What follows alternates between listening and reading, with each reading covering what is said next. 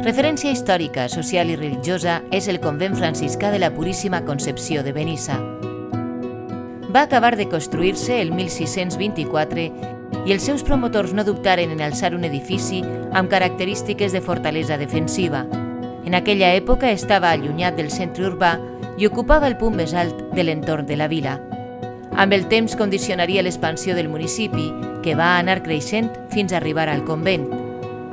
Eren temps d'atacs pirates i els refugis per a l'ordre i la població es feien imprescindibles.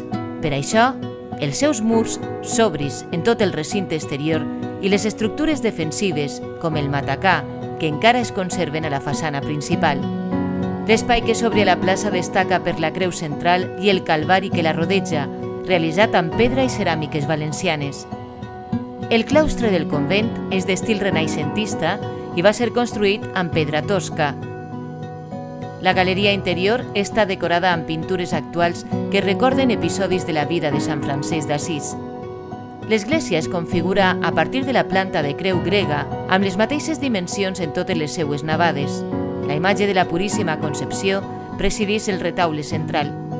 El conjunt artístic es completa amb les capelles laterals i la de la Comunió, que contenen escultures de fusta de Sant Francesc, Sant Pasqual i Santa Clara, entre altres.